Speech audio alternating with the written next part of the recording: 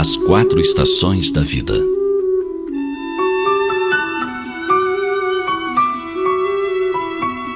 Você já notou a perfeição que existe na natureza? Uma prova incontestável da harmonia que rege a criação. Como num poema cósmico, Deus rima a vida humana com o ritmo dos mundos. Ao nascermos, é a primavera que eclode em seus perfumes e cores. Tudo é festa. A pele é viçosa, cabelos e olhos brilham, o sorriso é fácil. Tudo traduz esperança e alegria. Delicada primavera, como as crianças que encantam os nossos olhos com sua graça. Nessa época tudo parece sorrir. Nenhuma preocupação perturba a alma. A juventude corresponde ao auge do verão, estação de calor e beleza, abençoada pelas chuvas ocasionais.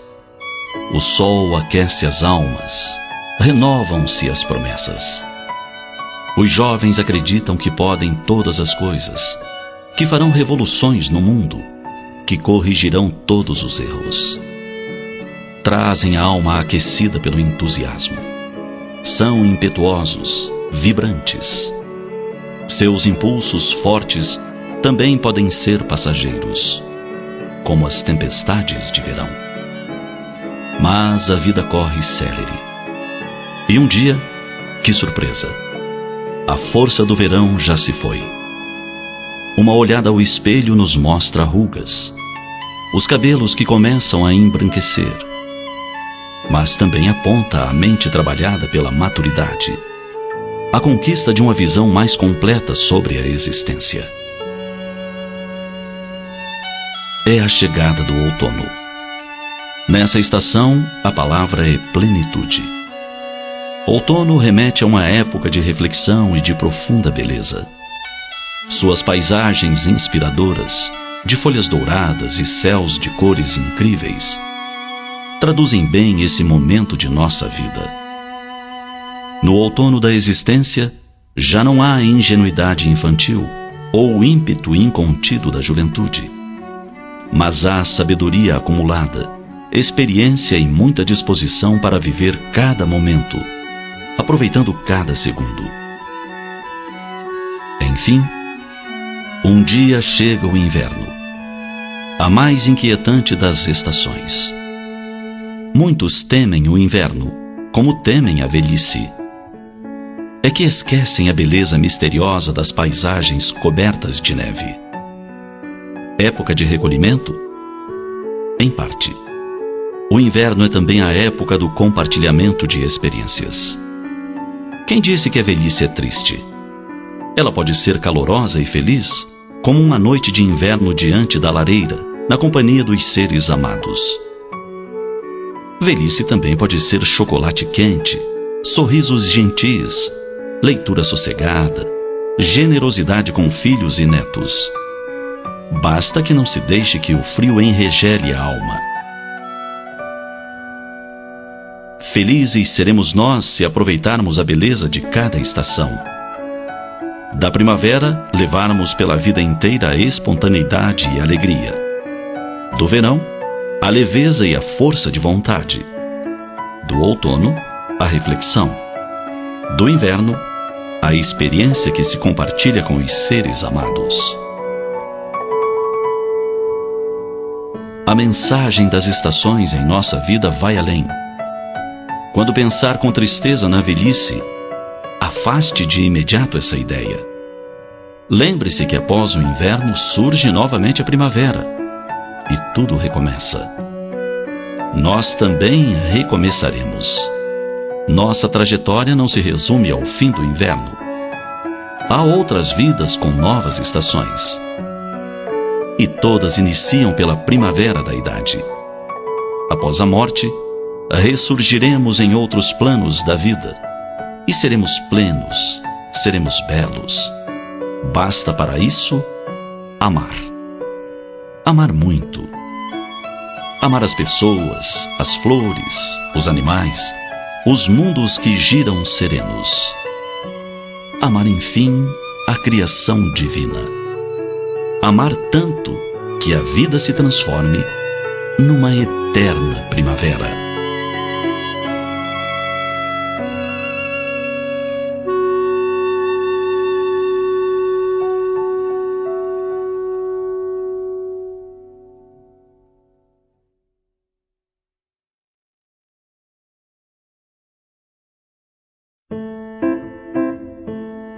A casa mental. Nossa mente é como uma casa. Pode ser grandiosa ou pequenina, suja ou cuidadosamente limpa. Depende de nós. Você já observou como agimos com relação aos pensamentos que cultivamos? Em geral, não temos com a mente o cuidado que costumamos dispensar aos ambientes em que vivemos ou trabalhamos. Quem pensaria em deixar sua casa ou escritório cheio de sujeira, acumulando lixo ou tomado por ratos e insetos? Certamente ninguém. No entanto, com a casa mental somos menos atenciosos. É que permitimos que pensamentos infelizes e maus sentimentos encontrem morada em nosso coração. E como fazemos isso? Agimos assim quando permitimos que tenham livre acesso às nossas mentes os pensamentos de revolta, inveja, ciúme, ódio. Ou quando cultivamos desejo de vingança, rancor e infelicidade. Nesses momentos é como se enchêssemos de sujeira a mente. Uma pesada camada de pó cobre a alegria e impede que estejamos em paz. Além da angústia que traz, a mente atormentada influencia diretamente o corpo, acarretando doenças e sofrimentos desnecessários. E pior, contribui para o isolamento. Sim, porque as pessoas percebem quando não estamos bem espiritualmente. O azedume de nossas palavras, o rosto contraído, tudo faz com que os outros desejem se afastar de nós, agravando nossa infelicidade. E o que fazer para impedir que isso aconteça? A resposta foi dada por Jesus: orar e vigiar. A vigilância é essencial para quem deseja a mente saudável. Nossa tarefa é observar cada pensamento que se infiltra, analisar a natureza dos sentimentos que surgem. E, principalmente, estar alerta para arrancar como erva daninha tudo o que pode nos prejudicar. Dado esse primeiro passo, que é a vigilância, é importantíssimo estar atento para a segunda recomendação de Jesus: a oração. Quando identificamos dentro de nós os feios sentimentos, as más palavras e os pensamentos desequilibrados, sempre podemos recorrer à oração. A prece é um pedido de socorro que dirigimos ao Divino Pai. Quando nos sentimos frágeis para combater os pensamentos infelizes, é hora de pedir auxílio a Deus. É tempo de falar a Ele sobre a fraqueza que carregamos ou a tristeza que nos abate. É o momento de pedir força moral. E o Pai dos céus nos enviará o auxílio necessário. Mas, de nossa parte, é importante não haver acomodação. É preciso trabalhar para ser merecedor da ajuda que Deus nos manda. Como fazer isso? Contrapondo a cada mau pensamento os vários antídotos que temos à nossa disposição: as boas atitudes, o sorriso, a alegria, as boas leituras. Em vez da maledicência, a boa palavra, as conversas saudáveis. No lugar da crítica ácida, optar pelo elogio ou pela observação construtiva. Se surgir um pensamento infeliz, combatê-lo com firmeza.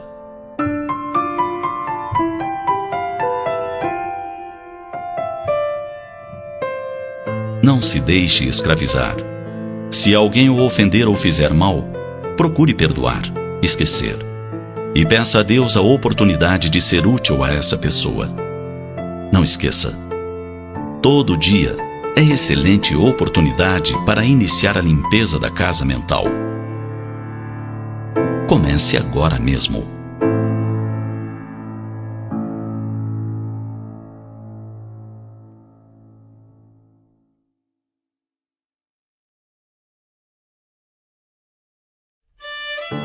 A sabedoria de envelhecer.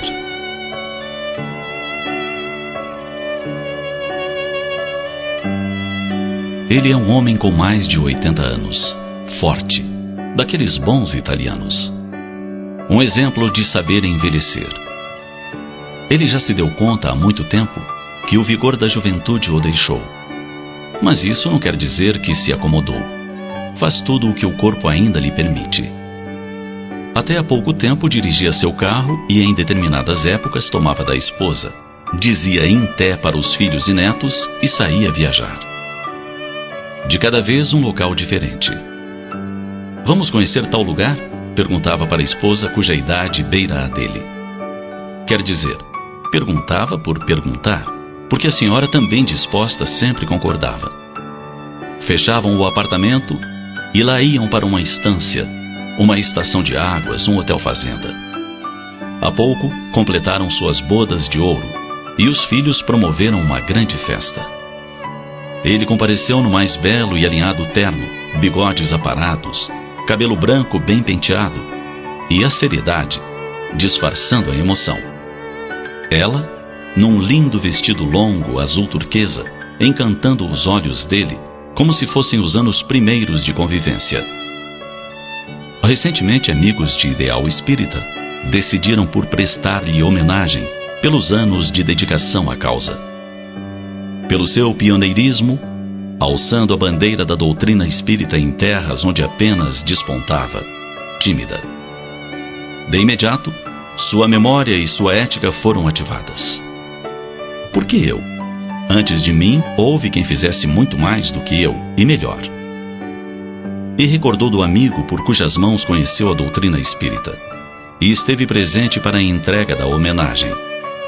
Naturalmente, ele também foi homenageado. Emocionado, agradeceu, dizendo não merecer, porque dizia, da doutrina espírita recebera o melhor. Ele era, portanto, um devedor. E incentivou a juventude, aos atuais trabalhadores a continuarem no bendito labor da divulgação, espalhando luzes, aclarando mentes e corações. Comoveu a todos. Simples, embora detentor de considerável patrimônio e posses, abraça com vigor os amigos. Faz questão de um bom papo, embora dificuldade por vezes para ouvir. Mas ele ajusta o seu aparelho para a surdez e participa. Não tem vergonha de tornar a perguntar quando não entende. Sábio, não fala se não tem certeza de ter bem entendido a pergunta. Sabe calar-se quando muitos falam ao mesmo tempo, dificultando-lhe a captação das palavras. Ainda guarda um ar de maroto, por vezes, mostrando que o vício infantil não morreu em sua intimidade. Assim, outro dia, em pleno café da manhã com amigos, quando todos já haviam terminado a refeição e se entretinham à mesa conversando, ele tomou de uma faca e a introduziu no pote de doce de leite. Trouxe-a com a ponta carregada do precioso doce. Olhou para a esposa, exatamente como criança que sabe que o que vai fazer está errado, e lambeu-a com prazer. Todos riram, ele também. Havia acabado de fazer uma peraltice bem própria de criança. Mas, afinal, quando envelhecemos com sabedoria, somos assim. Maduros no agir, jovens no pensar. Crianças para o prazer de viver intensamente cada dia.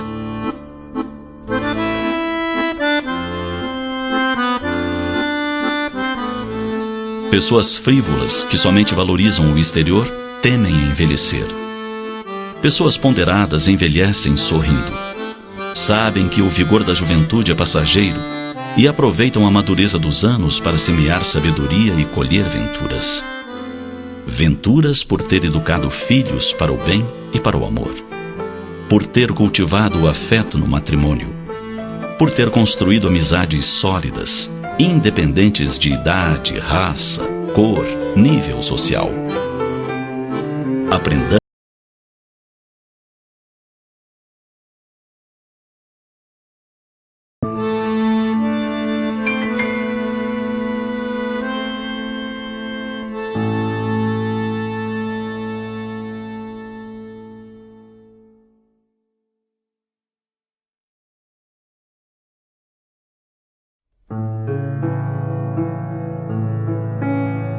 Analfabetos de céu.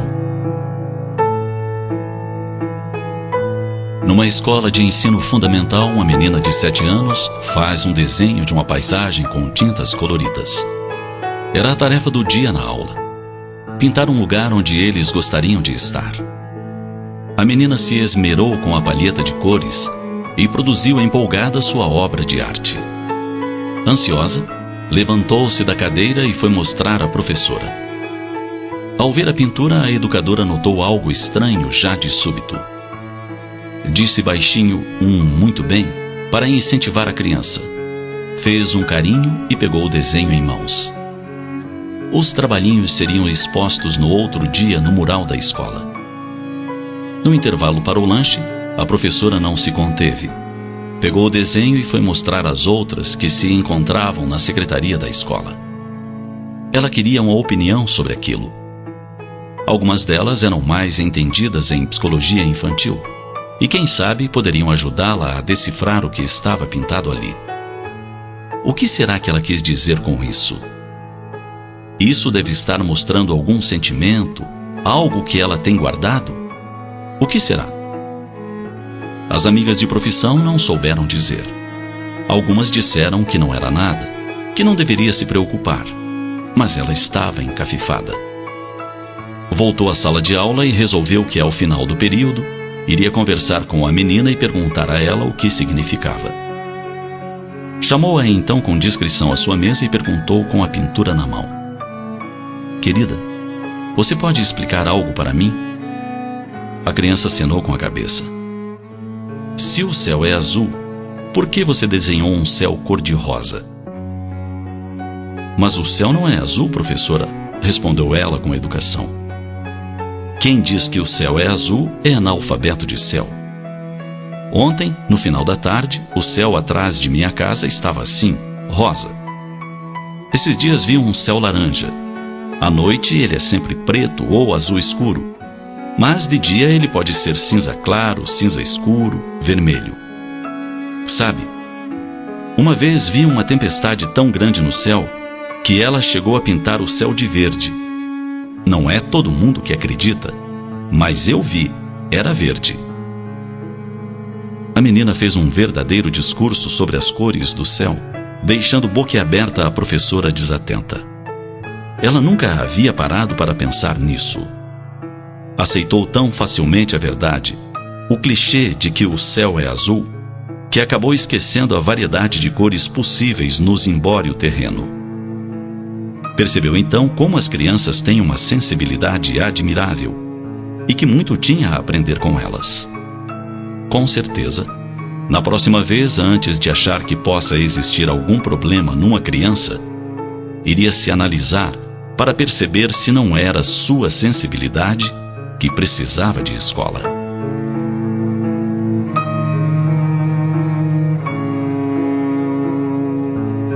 Toda criança é especial e merece ser tratada como tal. Da mesma forma como nem sempre o céu é azul, cada criança tem suas particularidades e os educadores precisam estar atentos a elas. Não se pode usar uma mesma fórmula, um mesmo padrão de ensino ou educação no lar para todas as crianças. Faz-se necessário ajustes, adequações, atenções individualizadas. Todo o céu é belo, mesmo sendo amarelo, rosa, vermelho ou negro.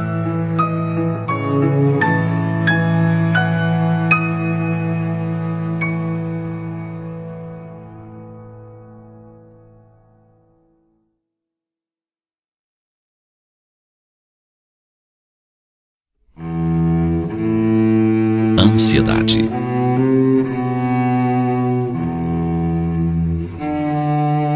As mãos suam, o corpo treme, a respiração fica ofegante. Uma sensação de náusea e aquela palpitação inegável no coração. Todos estes são sinais de um dos males modernos, a ansiedade.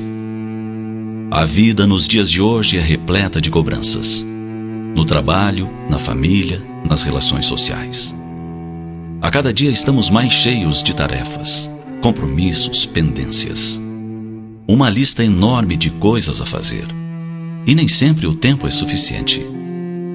Vem então a sensação desagradável de ter de fazer mais coisas do que damos conta. É comum ouvirmos as pessoas se queixando: tenho tanto a fazer e gostaria apenas de dormir, de ficar com minha família, de assistir a um bom filme, de brincar com meus animais de estimação. Por outro lado, as exigências da vida moderna nos obrigam a fazer cursos, a aperfeiçoar os conhecimentos. É a era da informação. Como conciliar tudo isso com o natural desejo de se instruir, melhorar de vida, aproveitar oportunidades, evoluir? O caminho do equilíbrio é a solução. É natural desejar o progresso e o aperfeiçoamento, tanto nos campos ético-moral como intelectual. É da natureza humana estar em permanente aprendizado, adquirindo conhecimento e agregando valor à sua bagagem cultural. Mas o grande problema de nossos dias é a ausência de limites. Estamos cada vez mais comandados pelas pressões externas, subjugados pelas imposições dos diversos grupos sociais. Raras vezes pensamos por nós. Não costumamos refletir sobre o que realmente nos interessa. Em geral, tomamos decisões sob extrema pressão. Resultado: desejamos fazer de tudo um pouco. Queremos ler tudo. Não desejamos nos chamem de desinformado. E a consequência imediata é o estresse. O corpo não suporta tanta pressão. Adoece. Nossa reação a esse mundo globalizado deveria ser serena. Vou aprender o que puder, quando puder e no meu ritmo, sem forçar minha natureza. Vou trabalhar no limite de minhas forças, fazendo o melhor que puder, mas sem a obrigação de provar coisas a chefes e colegas de trabalho. A tradução disso tudo: estar no comando da própria vida. Uma frase de Jesus é bastante significativa para os nossos dias: não vos preocupeis com o que haveis de comer ou de beber. Não é o corpo mais que a veste?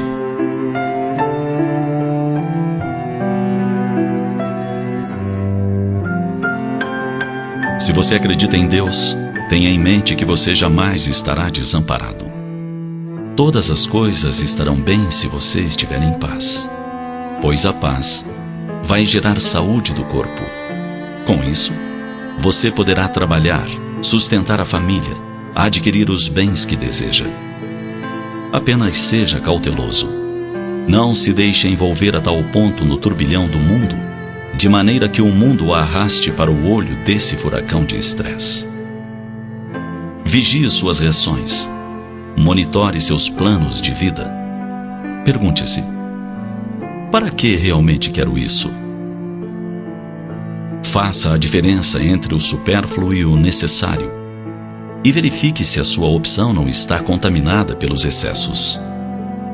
No final, você verá que em um processo inteiramente natural, a ansiedade irá, aos poucos, desaparecer.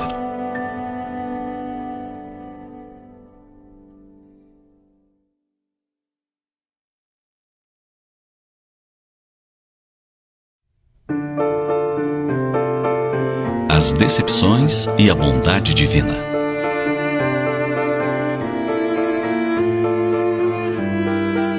A felicidade não é deste mundo. Constitui uma citação bastante conhecida. Ela corresponde a uma realidade, pois raramente no mundo se conjuga tudo o que se acha necessário para alguém ser perfeitamente feliz. Saúde, mocidade, beleza e dinheiro entram nessa equação. Contudo, mesmo na presença de tais fatores objetivos, muitas vezes a criatura padece de tormentos íntimos. Vêem-se com frequência seres aparentemente privilegiados a reclamar da vida. Consultórios de psicólogos e psiquiatras também são frequentados por aqueles a quem se imaginaria felizes e saciados. Mas a ampla maioria dos seres humanos debate-se com inúmeros problemas. Nos mais variados planos da existência, os dramas se sucedem. dificuldades financeiras, de relacionamento ou de saúde, clamam por atenção. Perante as naturais decepções do mundo, por vezes as criaturas se rebelam. Quando alcançadas por duras experiências, imaginam-se abandonadas por Deus. Esse modo de sentir revela uma compreensão muito restrita da vida. Ele até seria razoável caso tudo se esgotasse em uma única existência material. Perante a vida que segue pujante além do túmulo, os problemas materiais diminuem de importância. Em face desse amplo contexto, dificuldades não são tragédias, mas simples desafios. Em cada homem reside um anjo em perspectiva. Ele é brindado com as experiências necessárias para atingir o seu augusto potencial. As dores, por maiores que sejam, sempre passam. Mesmo uma enfermidade incurável tem o seu término. Após a morte do corpo físico, o espírito prossegue sua jornada. Se conseguiu passar com dignidade pelo teste, ressurge mais forte e virtuoso. Caso tenha se permitido reclamações e revoltas, terá de refazer a lição. Convém ter isso em mente ao enfrentar as crises da vida. Deus é um Pai amoroso e bom. Ele não se rejubila em torturar suas criaturas. As dores do mundo têm finalidades transcendentes. A maioria é providenciada pelos próprios homens, com suas paixões e equívocos. Todas elas constituem desafios. Ninguém deve acalentar o masoquismo e se rejubilar em sofrer. É preciso lutar para sair de todas as dificuldades e recuperar o bem-estar. Mas, em face de situações inelutáveis, quando nada se pode fazer, é necessário pensar na bondade divina. Ela não se revela apenas quando tudo parece estar sob um céu azul, nas mesas fartas e nos sorrisos radiantes. A bondade de Deus também se manifesta no sofrimento, que torna o homem mais apto a compreender a dor do semelhante. Ela está presente nas situações constrangedoras, que minam o orgulho, a vaidade e a indiferença.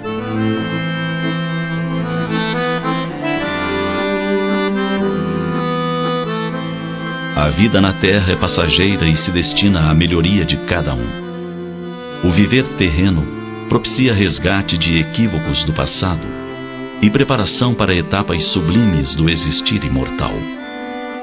Em um mundo material e ainda bastante inferior, os problemas e as decepções são inevitáveis. Apenas uma fé viva na bondade divina permite que o homem preserve seu coração livre de amargura. Pense nisso.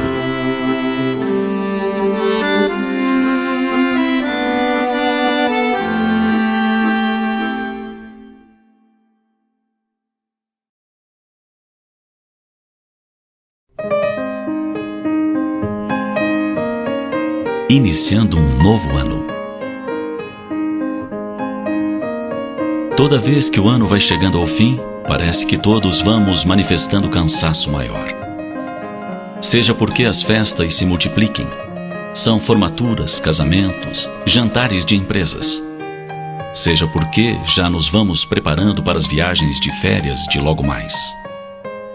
De uma forma ou de outra, é comum se escutar as pessoas desabafarem, dizendo que desejam mesmo que se acabe logo o ano. Quem muito sofreu deseja que ele se acabe e aguarda dias novos, de menos dores. Quem perdeu amores deseja que ele se acabe de vez, na ânsia de que os dias que virão consigam trazer esperanças ao coração esfacelado pelas ausências.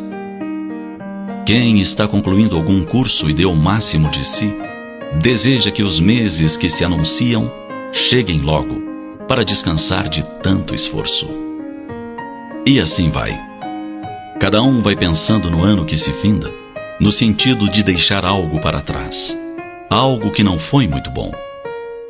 Naturalmente, muitos são os que veem findar os dias do ano com contentamento, pois eles lhe foram propícios. Esses Almejam que os dias futuros reprisem esses valores de alegria, de afeto, de coisas positivas. Ano velho, ano novo. São convenções marcadas pelo calendário humano em função dos movimentos do planeta em torno do astro-rei. Contudo, psicologicamente também nos remetem, sim, a um estado diferente. Como Deus nada faz em sua sabedoria sem um fim útil, também assim é com a questão do tempo como o convencionamos. Cada dia é um novo dia. A noite nos fala de repouso. A madrugada nos anuncia oportunidade renovada. Cada ano que finda nos convida a deixarmos para trás tudo de ruim, desagradável que já vivenciamos, permitindo-nos projetar planos para o futuro próximo. Por tudo isso, por esta ensancha que a divindade nos permite a cada 365 dias nesta terra, pense que você pode melhorar a sua vida no ano que se anuncia. Comece por retirar de sua casa tudo que a atravanca. Libere-se daquelas coisas que você guarda nos armários, na garagem, no fundo do quintal. Coisas que estão ali há muito tempo, que você guarda para usar um dia. Um dia que talvez nunca chegue. Pense há quanto tempo elas estão ali. Meses, anos, esperando. São roupas, calçados, livros, discos antigos, utensílios que você não usa há anos. Libere armários, espaços. Coisas antigas, superadas, são muito úteis em museus para a preservação da memória, da evolução da nossa história. Doe o que possa e a quem seja mais útil. Sinta o espaço vazio, sinta-se mais leve. Depois, pense em quanta coisa inútil você guarda em seu coração, em sua mente. Mágoas vividas, calúnias recebidas, mentiras que lhe roubaram a paz, traições que lhe deixaram doente, punhais amigos que lhe rasgaram as carnes da alma. Alije tudo de si. Mentalmente, coloque tudo em um grande invólucro e imagine-se jogando nas águas correntes de um rio caudaloso que as levará para além, para o mar do esquecimento.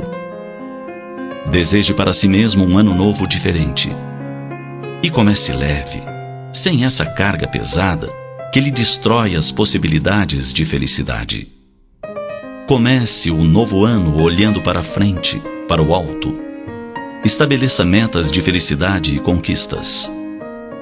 Você é filho de Deus e herdeiro do seu amor, credor de felicidade. Conquiste-a. Abandone as dores desnecessárias. Pense no bem. Mentalize as pessoas que são amigas, que o amam, lhe querem bem. Programe-se para estar mais com elas, a fim de, fortalecido, alcançar objetivos nobres. Comece o ano pensando em como você pode influenciar pessoas, ambientes, com sua ação positiva. Programe-se para vencer. Programe-se para fazer ouvidos moucos aos que o desejam infelicitar. E avance. Programe-se para ser feliz. O dia surge. É ano novo.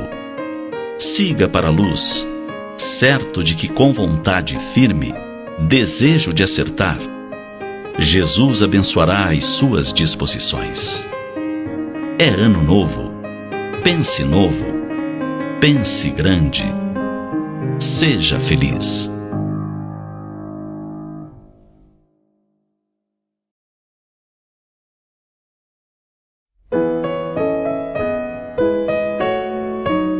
Deus te abençoe, meu filho.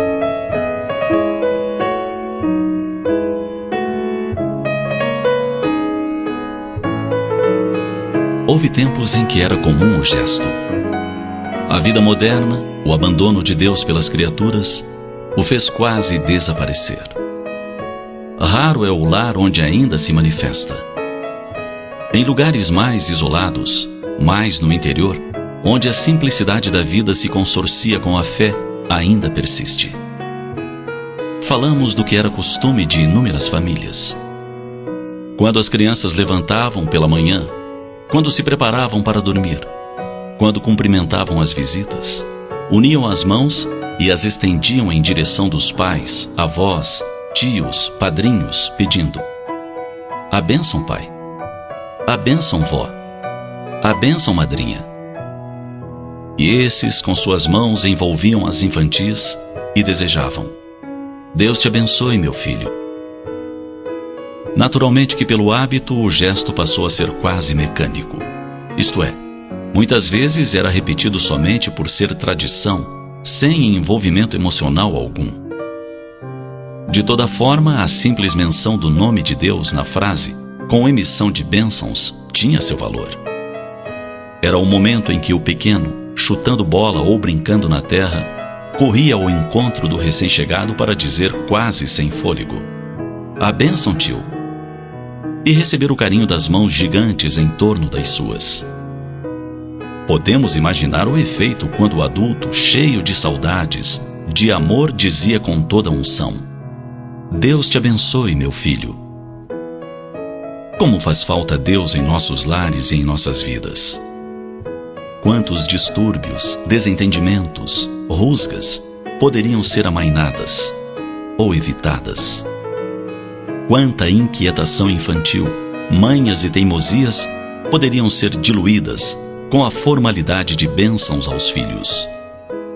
Isso porque a palavra carrega as vibrações de quem as pronuncia. Essas vibrações envolvem o ser a quem são dirigidas.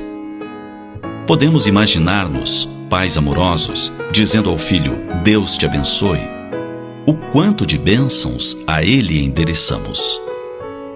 Podemos cogitar de que tantas vezes pronunciado o desejo, o mantemos envolvido em um halo de reconforto.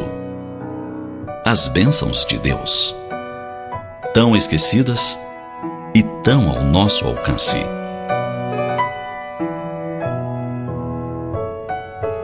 Pense nisso.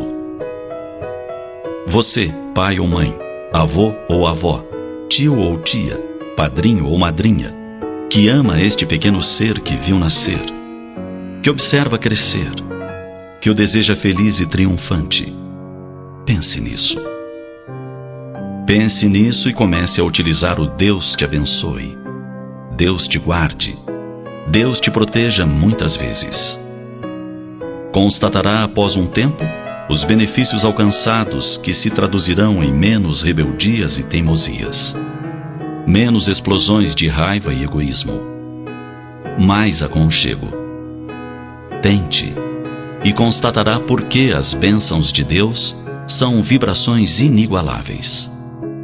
Como o sol que espanta o frio e ilumina o mundo, elas aquecerão o coração da sua criança, o seu também, e todos seremos muito mais felizes com as bênçãos de Deus.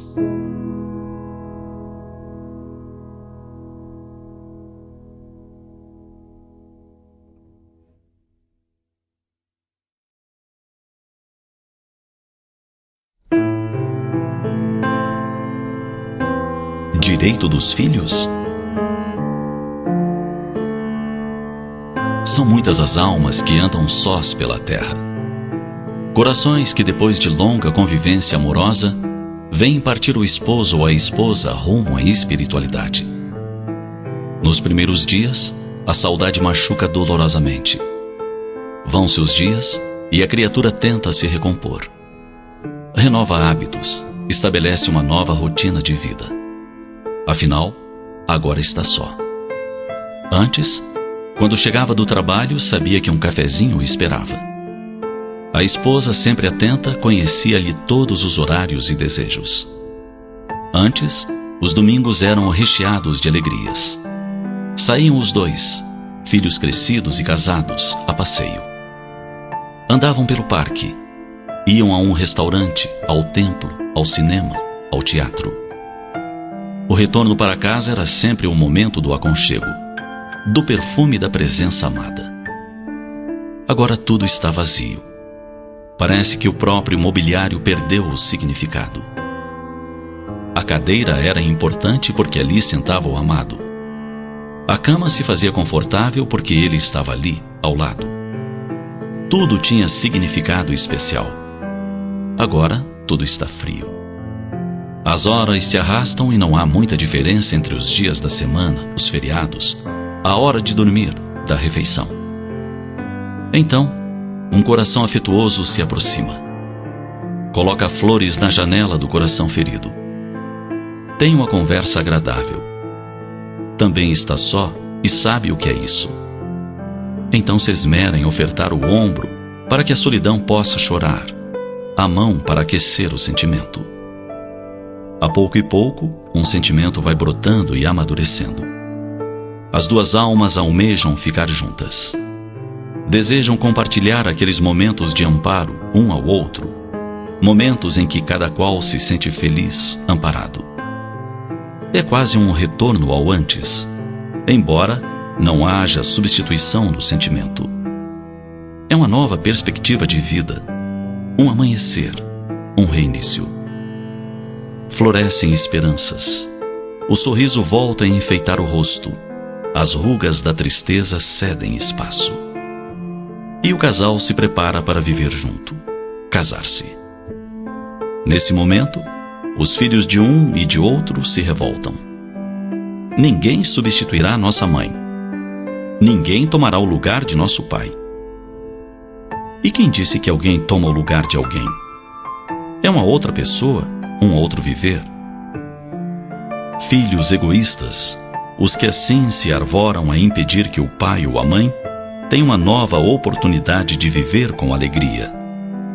Afinal, nas noites de solidão, eles estão com o velho pai, ou se encontram em viagem com sua própria esposa e filhos. Quando as lágrimas brotam abundantes pela ausência tão sentida, eles estão ali para fazer companhia?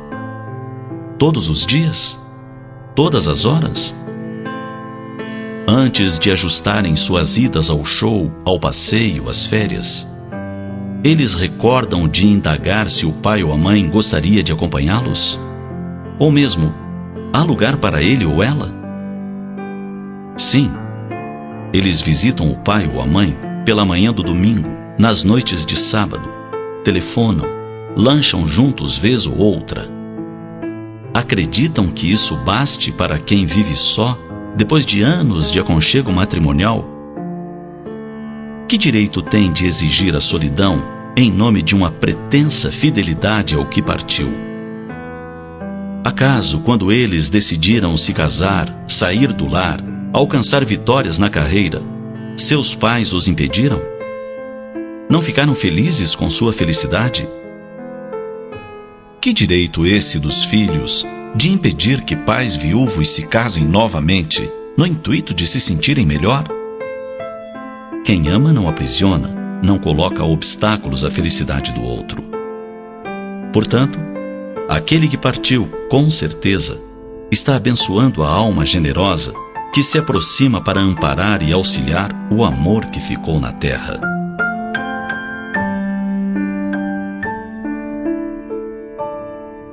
Por isso tudo, meditemos a respeito e refaçamos nossa forma de pensar, de agir, com esses nossos queridos pais maduros, idosos, velhinhos.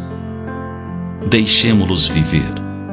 Deixemo-los usufruir outra vez da felicidade conjugal. E veremos logo mais o riso voltar à face, a alegria de viver movimentar-se nas veias. Enfim, tudo voltar a ser motivo de vida. Pensemos nisso.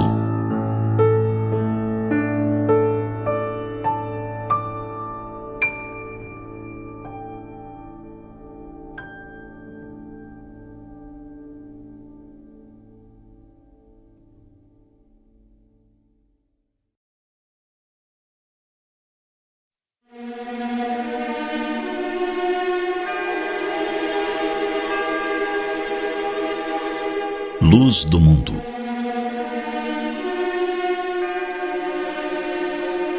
Jesus, o mestre dos mestres, tinha sempre palavras de estímulo aos que o seguiam.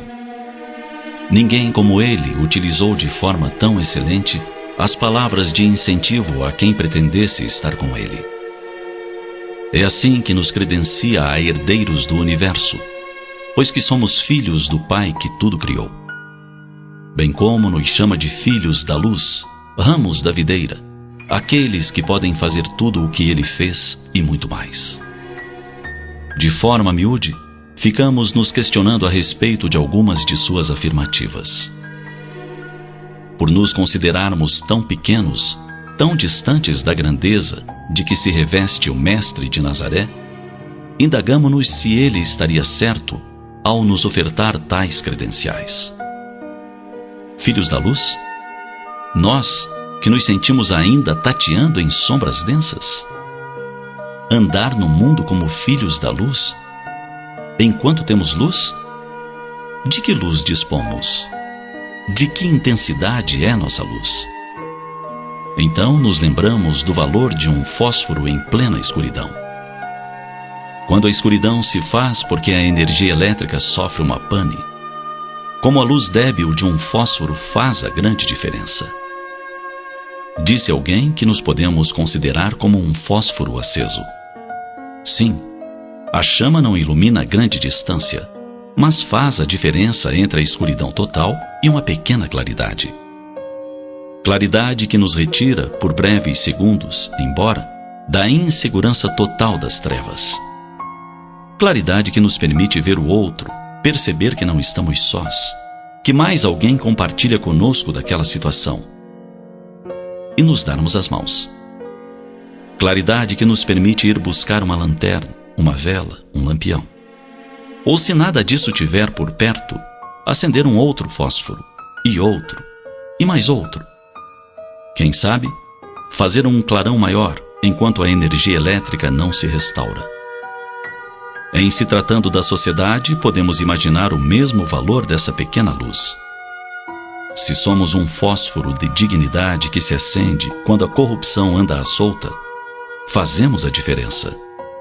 Porque a nossa chama mostra a outros o nosso valor e motiva a que os demais resolvam acender a sua própria chama. Se em meio à indiferença geral, somos o fósforo que aquece a alma e a vida de quem sofre. Se em meio à covardia moral mostramos a luz da correta conduta. Se, enfim, somos a pequenina chama da amizade, da justiça, da fé. Quanta luz espalharemos por onde passarmos? Tinha, portanto, toda a razão Jesus ao nos estimular a andar no mundo como filhos da luz. Andar enquanto tivermos luz.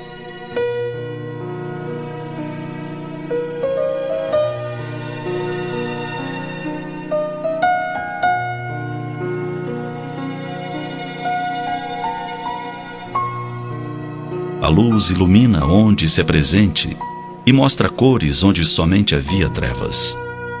Mostra pessoas onde somente havia solidão. Acena esperança onde graça a infelicidade. Pensemos nisso e atendamos ao incentivo do Mestre de Nazaré. Não nos preocupemos com a chama pequena, oscilante ou de duração rápida. Mostremos nossa luz, mesmo que somente seja para acender outra luz. Será a nossa contribuição para um mundo de alegrias, risos e cores que todos desejamos para nós, para nossos filhos, para as gerações futuras.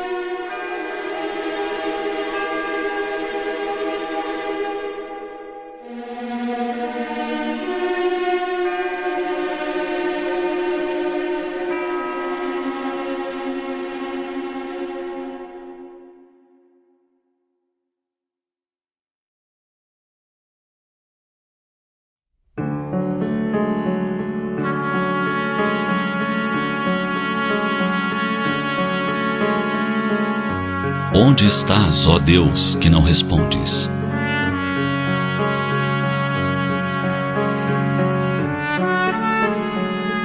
Assim, o poeta Castro Alves inicia seu poema Vozes da África.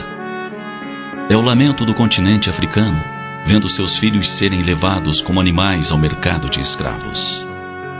Deus, Ó Deus, onde estás que não respondes? Em que mundo, em que estrela tu te escondes? Embuçado nos céus? Há 2000 anos te mandei meu grito, que em balde desde então corre o infinito. Onde estás, Senhor Deus? À semelhança dos versos do poeta, muitas vozes se ergueram quando aconteceu o 11 de setembro de 2001 para indagar onde estava Deus naquele momento. Por que permitiu que mais de 2000 vidas fossem destroçadas naquela manhã? Por quê? Poder-se-ia perguntar ainda onde estava Deus quando fomentamos a Primeira e a Segunda Guerra Mundial. Quando foram eliminados 6 milhões de judeus em nome de uma imaginária raça superior. E quando empreendemos as cruzadas, levando à morte aqueles que eram qualificados de infiéis? E durante a Inquisição com tanta barbárie? E todos os dias, onde está Deus? Onde está Deus quando enganamos nosso irmão?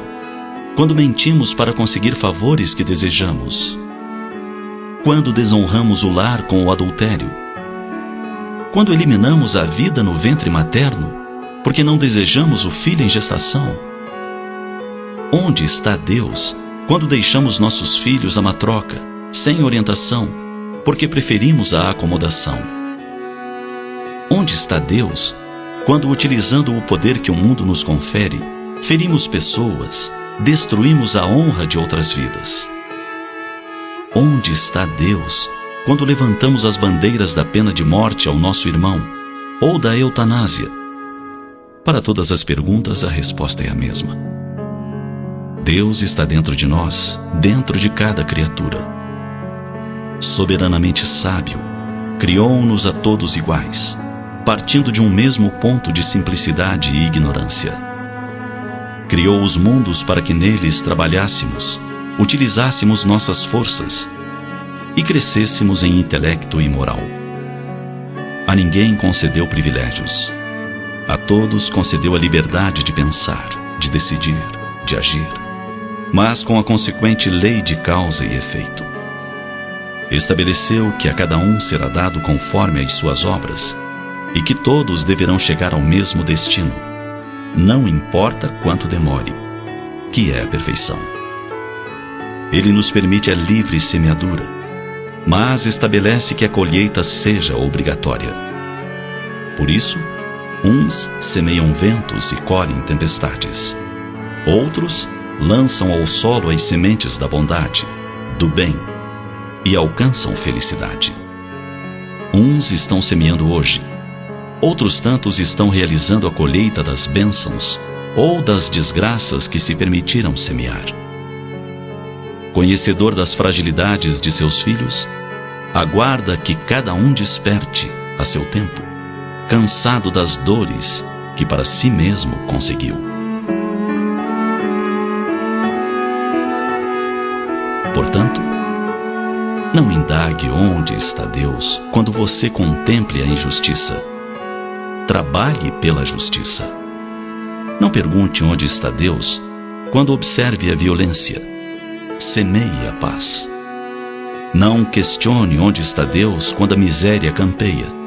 Utilize seus recursos para semear riquezas. Enfim, onde quer que você esteja, lembre que Deus está em você e com você, e espera que você seja o seu mensageiro de bênçãos onde se encontre. Pense nisso. Pense agora e comece a demonstrar ao mundo o Deus que existe em sua intimidade.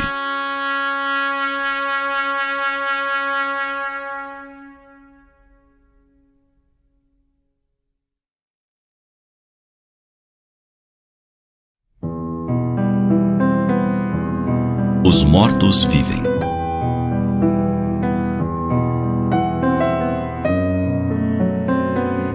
A comemoração dos mortos, hoje denominada Dia de Finados, tem origem na Gália Antiga, no território europeu. É comum no dia de hoje a intensa visitação aos túmulos, e se observam cenas interessantes. Existem os que se sentam sobre os túmulos dos seus amados e ali passam o dia, para lhes fazer companhia, como se em verdade eles ali estivessem encerrados. Outros lhes levam comidas e bebidas, para que se alimentem, como se o espírito disso necessitasse. Outros ainda gastam verdadeiras fortunas em flores raras e ornamentações vistosas. Decoram o túmulo como se devesse ser a morada do seu afeto. Tais procedimentos podem condicionar o espírito, se não for de categoria lúcida, consciente, mantendo-o ligado aos seus despojos, ao seu túmulo. Como cristãos, aprendemos com Jesus que a morte não existe. Assim, nossos mortos não estão mortos, nem dormem. Cumprem tarefas e distendem mãos auxiliadoras aos que permanecem no casulo carnal. Prosseguem no seu autoaprimoramento, construindo e reformulando o mundo íntimo na disciplina das emoções. E continuam a nos amar. A mudança de estado vibratório não os furta aos sentimentos doces, cultivados na etapa terrena. São pais e mães queridas, arrebatados pelo inesperado da desencarnação. Filhos, irmãos, esposos, seres amados. O vazio da saudade alugou as dependências de nosso coração e a angústia transferiu residência para as vizinhanças de nossa alma. É hora de nos curvarmos à majestade da lei divina e orarmos. A prece é perfume de flor que se eleva e funde abraços e beijos, a saudade e o amor. Para os nossos afetos que partiram para o mundo espiritual, a melhor conduta é a lembrança das suas virtudes, dos seus atos bons, dos momentos de alegria juntos vividos. A prece que lhes refrigera a alma e lhes fala dos nossos sentimentos. Não há necessidade de se ter dinheiro para honrar com fervor cristão os nossos mortos. Nem a absoluta necessidade de nossas presenças ao lado das suas tumbas. Eles não estão lá. Espíritos libertos vivem no mundo espiritual, tanto quanto estão ao nosso lado muitas vezes, nos dizendo da sua igual saudade e de seu amor.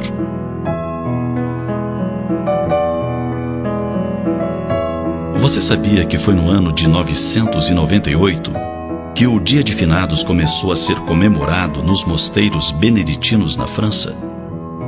E você sabia que somente no ano de 1915 se tornou oficial?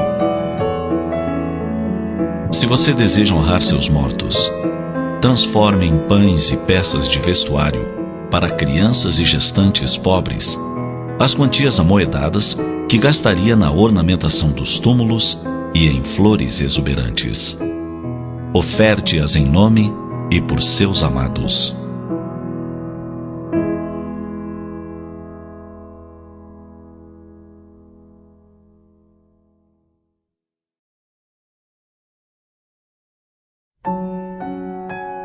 Relações banalizadas.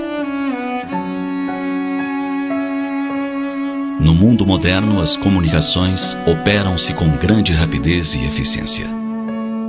Internet, televisão e cinema constituem instrumentos de difusão de informações e modos de vida. Graças a eles se tem notícia do quão liberais estão os costumes. Valores tradicionais são colocados em xeque. A educação baseada na proibição dá mostras de estar para desaparecer. Os jovens exercitam a sexualidade cada vez mais cedo. Tabus caem e nada mais parece errado. Segundo uma concepção que se generaliza, o importante é ser feliz. Essa felicidade é identificada com a realização de sonhos e a obtenção de prazeres. Entretanto, a vivência dessa nova cultura não parece proporcionar paz e plenitude. Problemas psicológicos como depressão e ansiedade se alastram. A troca constante de parceiros traz vazio e insatisfação. Uma série de relações sem profundidade em nada contribui para o amadurecimento afetivo. A ausência de compromisso sério torna banais os relacionamentos. Em clima de banalidade, é impossível surgir uma afeição genuína e profunda. A qualquer sinal de dificuldade, o rompimento surge como uma opção simples e fácil. Pessoas tornam-se descartáveis nas vidas umas das outras. A procura da felicidade torna-se um processo de infantilização. Ao invés de serem identificados e resolvidos os problemas de uma relação, foge-se deles. É como se os seres humanos se assemelhassem a eletrodomésticos. Quando surgem problemas, um é facilmente substituído por outro. Trata-se de uma triste característica que se incorpora na personalidade. Gradualmente, optar pela solução mais fácil torna-se uma segunda natureza.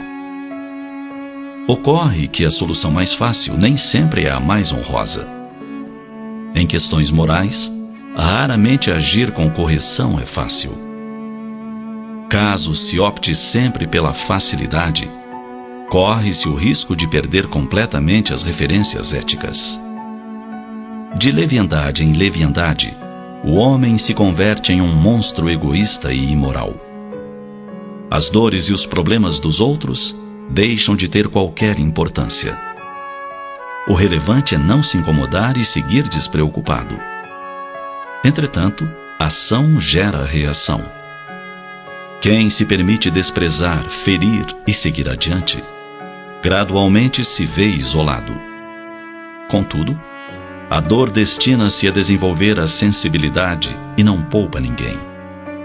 Todo mundo, mais cedo ou mais tarde, experimenta dificuldades e necessita de apoio. Em épocas difíceis, de dor e desolação, um ombro amigo é um tesouro de inestimável valor. Ciente disso, não se negue a apoiar quem precisa de você. Não banalize suas relações e nem imagine que as pessoas são descartáveis. Não tenha como meta de vida a despreocupação. Descubra a aventura de estabelecer vínculos afetivos sólidos e profundos. Permita-se partilhar os problemas dos outros. Converta-se em alguém solidário e disposto a colaborar.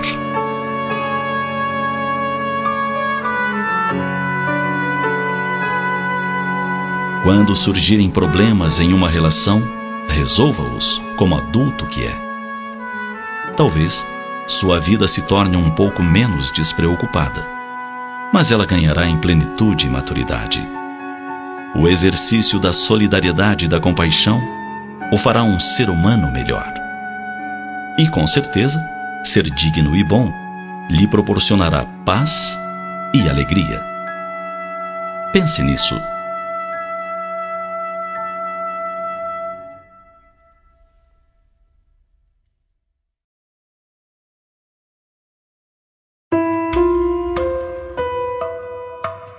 Os pais envelhecem.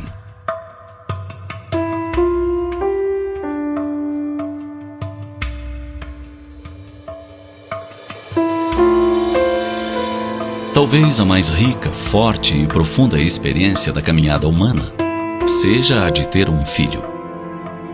Plena de emoções, por vezes angustiante, ser pai ou mãe é provar os limites que constituem o sal e o mel do ato de amar alguém. Quando nascem, os filhos comovem por sua fragilidade, seus imensos olhos, sua inocência e graça. Basta vê-los para que o coração se alargue em riso e cor. Um sorriso é capaz de abrir as portas de um paraíso. Eles chegam à nossa vida com promessas de amor incondicional. Dependem de nosso amor, dos cuidados que temos, e retribuem com gestos que enternecem. Mas os anos passam e os filhos crescem. Escolhem seus próprios caminhos, parceiros e profissões. Trilham novos rumos, afastam-se da matriz. O tempo se encarrega da formação de novas famílias. Os netos nascem. Envelhecemos. E então algo começa a mudar. Os filhos já não têm pelos pais aquela atitude de antes. Parece que agora só os ouvem para fazer críticas, reclamar, apontar falhas. Já não brilha mais nos olhos deles aquela admiração da infância. E isso é uma dor imensa para os pais. Por mais que disfarcem, todo pai e mãe percebe as mínimas faíscas no olho de um filho. É quando pais idosos dizem para si mesmos: que fiz eu? Por que o encanto acabou? Por que meu filho já não me tem como seu herói particular? Apenas passaram-se alguns anos e parece que foram esquecidos os cuidados e a sabedoria que antes era referência para tudo na vida. Aos poucos, a atitude dos filhos se torna cada vez mais impertinente. Praticamente não ouvem mais os conselhos. A cada dia demonstram mais impaciência. Acham que os pais têm opiniões superadas, antigas. Pior é quando implicam com as manias, os hábitos antigos, as velhas músicas, e tentam fazer os velhos pais se adaptarem aos novos tempos, aos novos costumes. Quanto mais envelhecem os pais, mais os filhos assumem o controle. Quando eles estão bem idosos, já não decidem o que querem fazer ou o que desejam comer e beber. Raramente são ouvidos quando tentam fazer algo diferente. Passeios, comida, roupas, médicos. Tudo passa a ser decidido pelos filhos. E, no entanto, os pais estão apenas idosos, mas continuam em plena posse da mente. Por que então desrespeitá-los? Por que tratá-los como se fossem inúteis ou crianças sem discernimento? Sim, é o que a maioria dos filhos faz. Dá ordens aos pais, trata-os como se não tivessem opinião ou capacidade de decisão. E, no entanto, no fundo daqueles olhos cercados de rugas, há tanto amor. Naquelas mãos trêmulas, há sempre um gesto que abençoa, acaricia.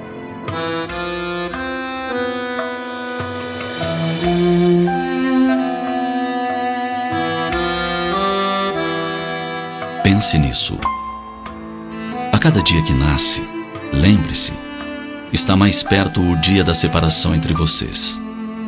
Um dia, o velho pai já não estará aqui. O cheiro familiar da mãe estará ausente. As roupas favoritas para sempre dobradas sobre a cama, os chinelos em um canto qualquer da casa. Então, valorize o tempo de agora com os pais idosos. Paciência com eles quando se recusam a tomar os remédios, quando falam interminavelmente sobre doenças, quando se queixam de tudo. Abrace-os apenas, enxugue as lágrimas deles, ouça as histórias, mesmo que sejam repetidas, e dê-lhes atenção, muita atenção e afeto. Acredite, dentro daquele velho coração brotarão todas as flores da esperança e da alegria.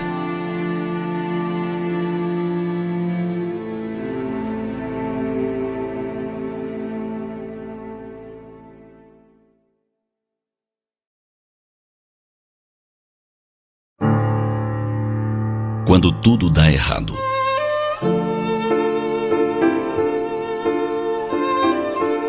O que se faz naquele dia em que tudo parece dar errado? Há quem diga: levantei com o pé esquerdo. Entende-se que quem assim fala acredita que um pé é mais valioso do que o outro. Esquece-se de que ambos os pés são preciosos, pois que são a base sobre a qual recai o peso do corpo, sustentado pelas pernas. De toda forma, nesse dia em que tudo deve dar errado, porque começou errado, o que fazer? Primeiro, repelir a ideia de uma perseguição de Deus aos seus filhos. As coisas não dão errado porque Deus quer. Dão errado porque nós, os seus filhos, agimos errado. Vejamos. Você levantou pela manhã atrasado? De quem é a culpa? Não é do despertador que não soou o alarme, ou soou mais tarde. A questão é sua. porque quem programa as funções do aparelho é você. Portanto, não há por que se zangar. O que acontece em seguida, para o melhor ou para o pior, é sua decisão. Você pode levantar de um pulo, pôr-se em pé, sair às tontas do quarto e se bater na porta em um móvel. Pensasse que nada traria de volta os minutos passados, levantaria com calma e faria tudo com mais vagar. Quando você está com pressa e tenta fazer várias coisas ao mesmo tempo, tem muita probabilidade de algo desagradável acontecer. O leite transborda, sujando o fogão. Você se corta ao fazer a barba. O botão da camisa cai, pela violência que você usa tentando abotoá-lo. Enfim, a lista é quase interminável. E a culpa, com certeza, não é de Deus. Faça tudo com calma. O carro não dá partida? Verifique o porquê e resolva, se possível, sem se estressar. Perdeu o horário do ônibus? Lembre que a sua ansiedade ou a sua irritação não fará o próximo se adiantar. Espere. Se preciso, avise seu superior, sua chefia, seu cliente do atraso. Se perderá uma aula, uma prova, já perdeu. De que adianta gritar, se zangar? Nada trará de volta os minutos perdidos. A palavra já diz, perdidos. O trânsito está congestionado? Não faça tolices. Não viole as regras do bom motorista. Tenha sempre à mão um livro, uma revista e aproveite o tempo. A chuva o surpreendeu no caminho? Aguarde um pouco, tudo passa. A chuva também passa. Aguardar um pouco não lhe deve causar maior preocupação. Enfim, em tudo seja responsável. E pense que em suas mãos está a permitir que tudo ande nos eixos ou não ande. Tudo se resolva, a pouco e pouco ou não. Por fim, pense. Não vale a pena perder minutos preciosos da vida por estresse, irritação ou impaciência. Deus quer a sua felicidade. Colabore com Ele nesta conquista.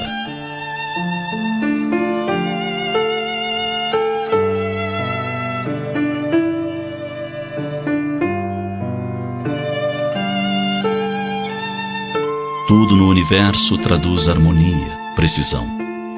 Os planetas obedecem às suas trajetórias, e cada qual se enquadra na linha do dever que lhe é própria.